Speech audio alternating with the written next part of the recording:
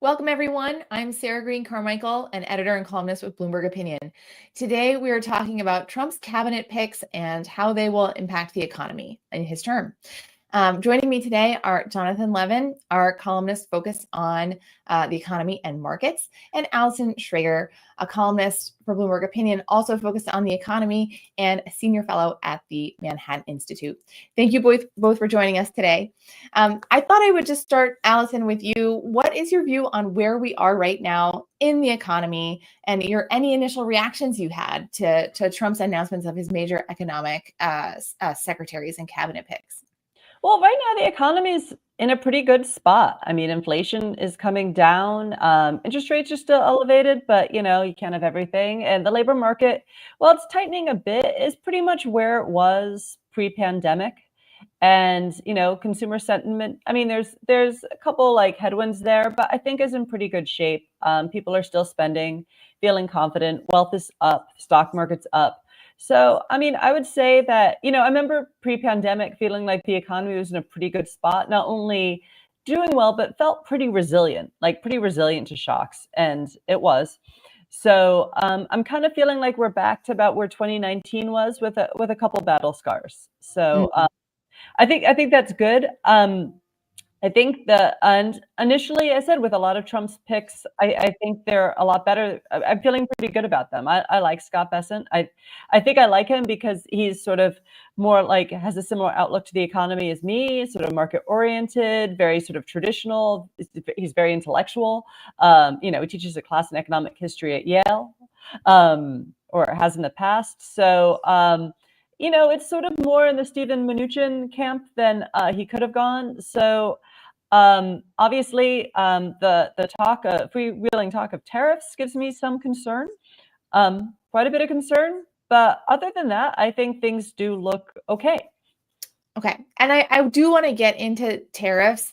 But before we get to that and the announcement last night that Trump made about the tariffs he wants to impose on Canada and Mexico, which we will get to, Jonathan, I wanted to get your sort of initial gut check. And I think Allison mentioned some battle scars. One of those clearly is inflation. You have written a lot about inflation for us over the past couple of years. And I'm just wondering, sort of for your initial thoughts on kind of that specifically and what these cabinet picks tell you about where we're headed on inflation. Because I think this election also was broadly seen as a referendum on inflation. Yeah, totally. I mean, so, my view of things is that inflation being a rate of change in prices, not a price level, was getting meaningfully better and probably would have been a solved problem by like late 2025 if we weren't on a path to potentially introduce new policy shocks. It really seemed like a lot of the idiosyncratic issues had worked themselves out. If we look at reported inflation, it's still a little bit higher than the Fed's 2% goal, but I've been making the argument, and a lot of people have been making the argument for really the past 12 months, that a lot of it is because of measurement issues. It's because of lags in the way that we measure things like housing, and it's because of real life lags in things like car insurance, whereby the price of cars goes up, the price of auto maintenance goes up, and then subsequently something like your car insurance bill, which is highly regulated at the state level, that ends up going up something like 12 months later. But that doesn't really mean that we have a near and present inflation problem. In fact, it really felt like the trajectory was for that to be solved, and for the Fed to be able to start cutting interest rates meaningfully, and maybe even get those down into the low threes by late 2025. I do think that I'm not sure that the new cabinet picks and the policy agenda definitely changes that, but it raises the possibility that it might change that. As you say, we'll get into tariffs. Tariffs is a very funny one. This administration has also talked about some potentially dramatic changes to immigration, potentially deportations, which would be a huge deal, right? That's not just slowing the flow of workers, that's actively reducing the number of workers that are in the economy right now. So it's not hard to imagine how that could give you a bump to future inflation numbers, in addition to what it means from a human standpoint and what it means from the standpoint of who are we as a society. But yeah, that's where we are. A lot of my takes before the election were kind of like Allison was saying. I think we're in a pretty good place economically speaking. I would love to just see this thing through and not rock the boat. But it sounds like we might rock the boat here. Yeah, I love to, I think we have a clip of Bessent talking about some of, his priorities and his sort of predictions for Trump's next term. Mary, could we play that clip now? So your thoughts about President Trump's vision for the economy and where you might fit in? Well, the good thing, Brian, is everyone asks me, what do you tell President Trump he should do? I don't have to tell Donald Trump he should do anything. He's done it. We had a great economy under Trump 1.0, 2016 to just till we hit the wall in COVID was one of the greatest periods in American history. I think under Donald Trump, we could have a golden age for the next 4 years. We can bring back the manufacturing. We could have energy dominance. Have you already seen what's happening with, everyone's laying down their weapons thanks to President Trump? We're going to have peace, and we're going to have this technology boom. I mean, think about the coalition that Donald Trump assembled. This was the greatest political comeback in history, comeback in history, and it was a combination of working class Americans and Elon Musk, the richest person in the world. Who else could do that but Donald Trump? Okay, so there's a lot there to dig into, but I guess I'm curious, does that sound like someone to you who's going to push back on these tariffs that you both have flagged as an area of concern? Allison, maybe I'll start with you. Well, I mean, I think one thing we're going to see in this administration versus the last one is Trump had a lot of pushback and a lot of people working for him who had a different vision and took it upon themselves to try to stop him. I think he's been more thoughtful this time. I mean, last time he didn't know that, in picking people who weren't going to sort of run their own little economic policy away from him. So I think anyone who's joining this administration is down for what Trump wants to do. The question is, I don't really know what Trump wants to do. It's like someone, I think it was Matt Iglesias said on Twitter with the 25% tariffs. It's sort of like he says these things, but it's really like a gambit to do something minor. Like in the first term, he said he was going to rip up NAFTA, and he renegotiated some bits of it. So it could be, we're going to do this thing, and then it turns out to be a small thing. So I don't think Bessent's going to be in this role of I'm going to stop Trump. I think I'm going to carry out Trump's goals. The question is what are those goals? Because what Bessent says and what other people say seem to be different. Yeah, Jonathan, you had mentioned maybe in one of your columns, you had a line about, are these tariffs, the 60% tariffs on China, or last night, the 25% tariffs announced, day one for Mexico and Canada. Are those an opening salvo or a negotiating ploy, or is Trump going to actually see those through? Do you have an answer to that question as of yet? I totally do not have an answer to it, but I sort of think I know where Scott Bessent and also Howard Lutnick, his man in commerce, stand on this. And in many, many interviews and sort of panel discussions and things like this, the impression that I've gotten from Bessent himself and from Lutnick is that they're in the negotiating ploy camp. I mean, don't get me wrong. I've heard Scott Bessent, defend the virtue of tariffs as both a revenue raiser and a way to protect domestic industry. But at this very interesting Manhattan Institute panel that I just listened to again last night, he really seemed to drive home the idea that, like, tariffs can be good for these things, but maybe it'll never come to that because it's like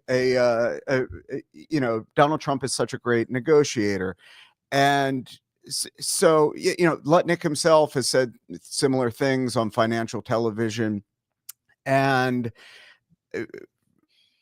what we saw last night in the Trump post on Truth Social seems to line up with that. Sort of, as Allison says,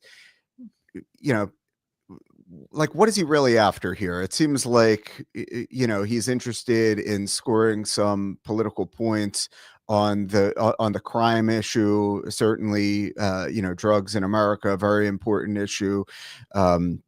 Maybe he wants to show some progress on that, win some sort of concession. But is he really going to go to 25% tariffs on Mexico and Canada and like walk away from our critical free trade agreements over these things? And do these things really even have anything to do with one another? I mean, I don't think so. Like, if Donald Trump is like wants to strike a grand bargain over crime or drug gangs operating near the U.S.-Mexico border, like maybe he should stem the flow of U.S. guns going to Mexico. That seems like a great bargain to strike. Like, what does any of this have to do with trade? So from what we've seen thus far, seems a lot like posturing, seems like a negotiating ploy, maybe, to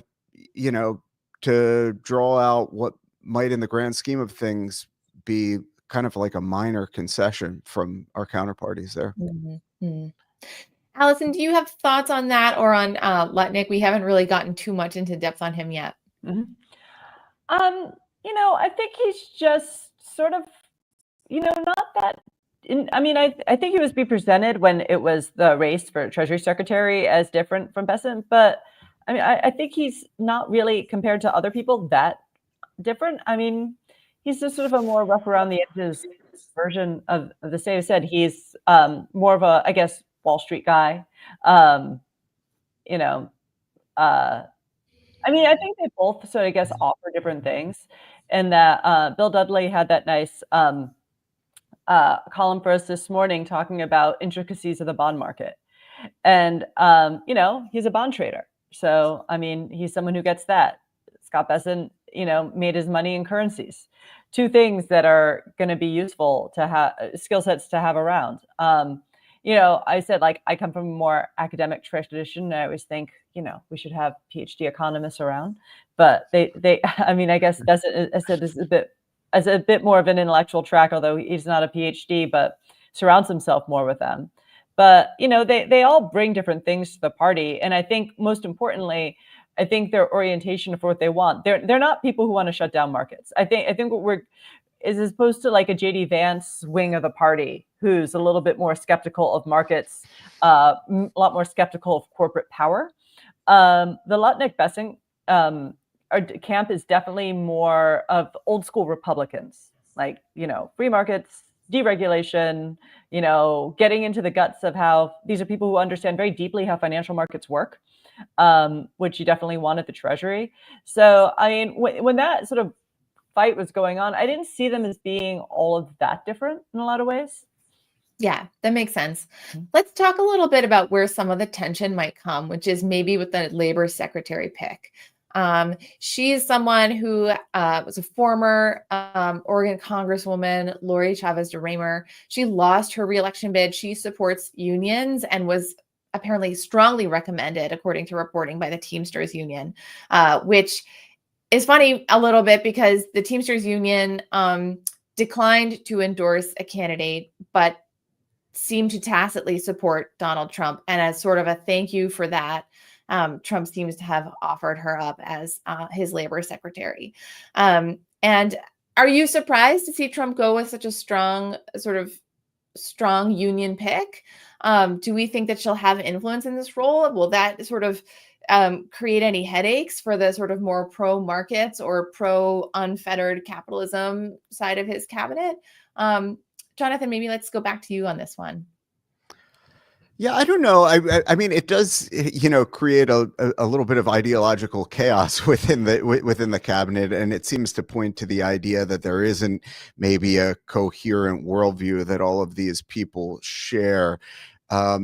I will say, something relatively positive about her. I haven't heard her beat up on on the Bureau of Labor Statistics, and this was one thing that I was particularly concerned about in the naming of this cabinet post, because during campaign season, there was just like a lot of beating up on the fine technocrats at our statistics agencies, and this sort of undermining of public trust in what are really the great statistics agencies around the world, and trying to take issue with methodological things that politicians didn't like, and I haven't heard LCD partake in any of that, and that's sort of all that I need to know from this post.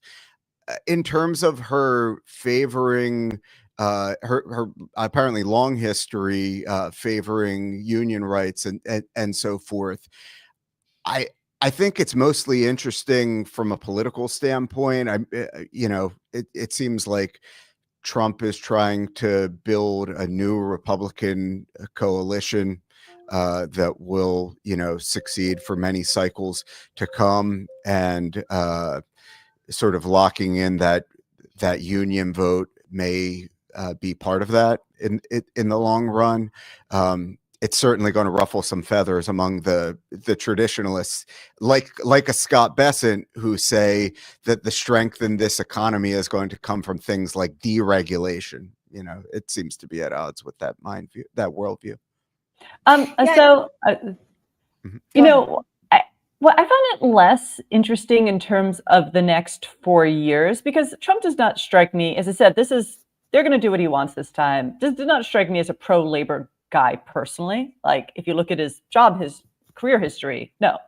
I think he wants to grow the economy. He's going to be more inclined to the Bessent-Lutnick view of the world. So, I mean, and the labor secretary potentially under Biden, because he was a very pro-labor guy, did have a lot of power in terms of putting in various regulations. So I wouldn't expect her to be given that sort of power. But I think it is super interesting for the future of the Republican Party, because as I said, like, if J.D. Vance is the MAGA heir, he certainly is much more sort of amenable to labor. And if he were president, she would have a lot of power, probably more than the Bessent-Lutnick camp would. So, I mean, I think it, to some degree, like, I think what we saw go wrong for Democrats, where these two were warring factions of moderates and hard lefties, sort of making that election very difficult for them. But that could be the future of the Republican Party, because, anyway, sort of, I guess, neoliberalism has been declared dead. It is still a very sort of lively part of certainly traditional Republicans, who we don't hear from as much, but are still, as we can see in this administration, still alive and quite powerful. But we do see this sort of decidedly anti-market strain within the Republican Party that certainly, I think, if Vance becomes the heir apparent of MAGA, we'll sort of not see a very sort of pro-market Republican Party. And in the 2028 election, that could end up tearing the Republicans apart. Yeah. I mean, if you think back to like the 90s and early 2000s, what you seem to see was both Republicans and Democrats agreeing on kind of a free trade, sort of general approach. And then now what you see really is, Biden really embracing organized labor and Trump trying to make inroads with those same voters. And Allison, you have written some really interesting columns saying, like, we cannot necessarily go back to a manufacturing economy despite the sort of political desire to do so. I'd love for you to expand on those thoughts. Yeah, well, I think we romanticize what a manufacturing economy was, first of all. It really wasn't that great for most Americans. Like I said, like, when we think of the golden age of manufacturing, it employed like 30%, but we also have to understand not a lot of women were in the labor force. It was a very sort of unequal economy in a lot of ways. Certainly, as before civil rights, I mean, there was not really that good a time for most Americans. It certainly wasn't anyway, those workers had defined benefit plans and great benefits. Most people really had nothing. So it's not something, and those jobs really weren't necessarily that great anyhow. So I'm not quite sure why we want to go back to that. as I said, I have this nice figure showing that, like, labor force participation, while better for men, really said women weren't really in their labor force. They were largely at home. They had very arduous household tasks to do. It wasn't a good time. So I'm not sure why we want to go back to that, particularly as manufacturing is becoming less and less of a source of jobs. I mean, just with technology. So I think it would be much better if we just sort of embrace the future and move on. And I mean, one thing that the Secretary of Labor favors, things like the PRO Act would cut down, would sort of make it much harder to hire gig workers. I think that would be a problem, because really, if we want to help men and the working class, we really, rather than say we're going to bring back some golden era that we never had, and honestly probably wouldn't have been that good for you anyway, is to make the labor market more fluid and more dynamic so they can better benefit from whatever changes are happening with technology. Yeah, it's funny to think about if people were teleported back in time to the time when my grandparents were raising their 6 kids in Illinois, they would be shocked to find that it was a tiny house. Everyone shared bedrooms. There was one bathroom, there were not 2.3 TVs like most American households have today. So it was a lower standard of living, even if there was a more sort of economic stability for some people, for some share of the workforce. But I think that when we look around today, we see an economy where things like televisions, I'm getting the Black Friday emails already, are super cheap for like a TV that would cover your whole wall.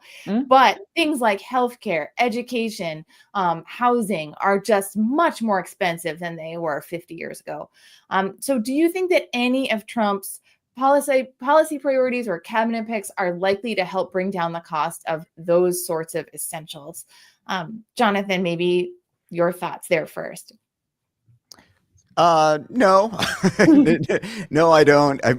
I mean, like I said, if you just sort of take Trump's campaign pledges at face value, right? He promised a bunch of additional tax cuts in addition to extending the Trump 1.0 tax cuts, right? So more fuel on the fire.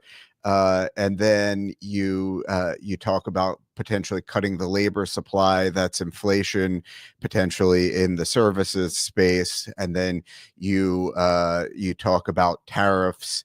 We can have an argument over whether or not tariffs constitute inflation or a price level effect.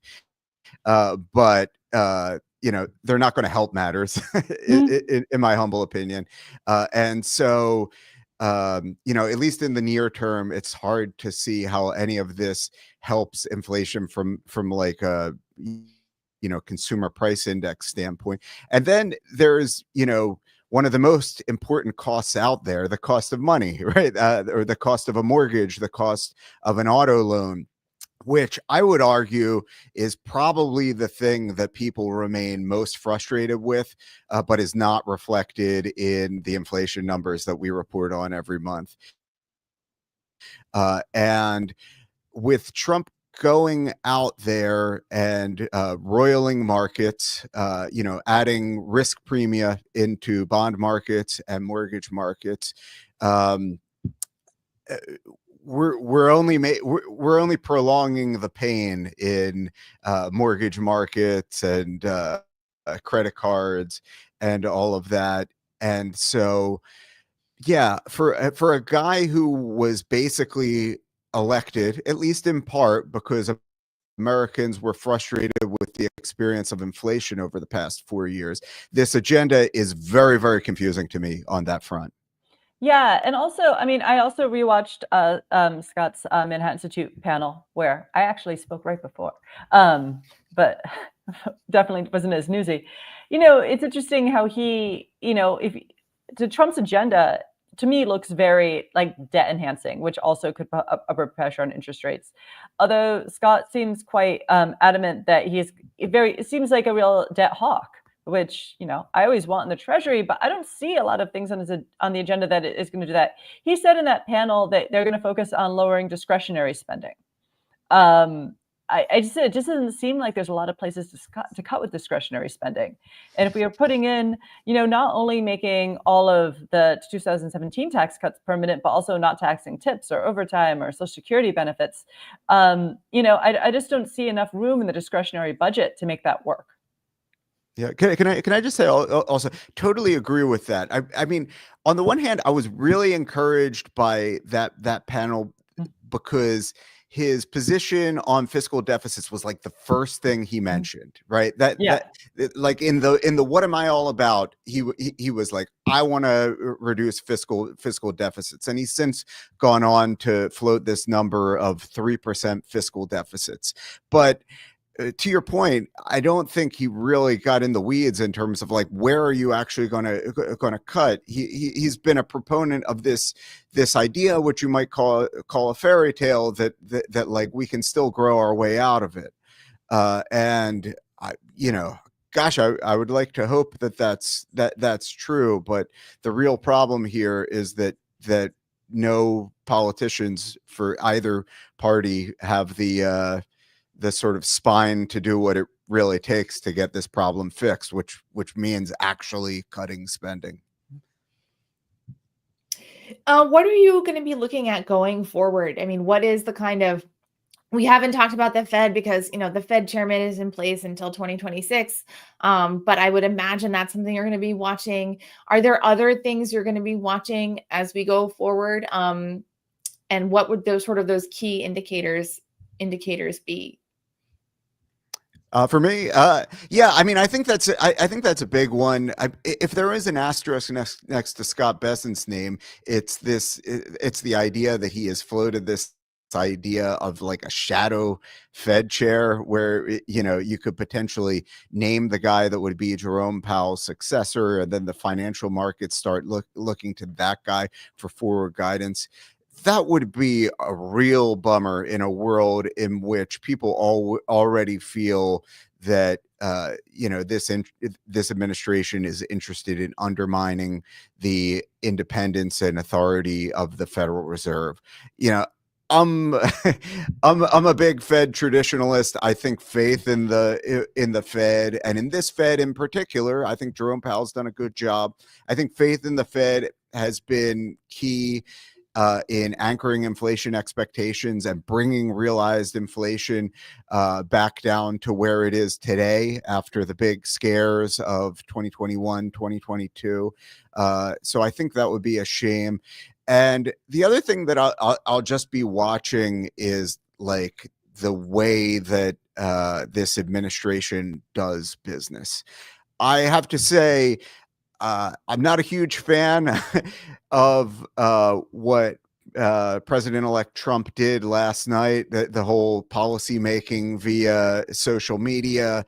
I think part of the problem with this approach, even if like worst case scenarios don't necessarily pan out in the long run, is like this whole element of surprise thing just automatically introduces risk premia into a whole bunch of markets, right? Like if you convince markets that this administration is going to surprise you at every turn, we're going to pay for that, for that uncertainty through our bond markets, right? Ultimately, that's going to be billions of dollars in extra interest payments that American taxpayers are paying because the president-elect or the future president has this unorthodox way of negotiating. And I would love it for some of his new advisors, including Mr. Bessent, to get in there and say, President Trump, like maybe there's another way of negotiating with Mexico and Canada that isn't a post at 10 p.m. Allison, I'll give you the last word. What are you looking for over the next 2 to 4 years? Inflation. I mean, that's going to determine how much room they have to run. I think we saw in the last election, we'd forgotten how much inflation matters to people, how much it really hits individuals. And, even if Trump is successful, a high growing economy can be a high inflation economy too. So, and at the end of the day, I think we also see people don't care that much about growth if they've got inflation. So I think, we might just be in a higher inflation environment no matter, who gets elected, but we'll see. So I think that's going to really determine, as I said, the path of policy and whoever gets in 2028. Great. Thank you both for joining us today. Thanks to everyone who watched and listened, and we'll catch you next time.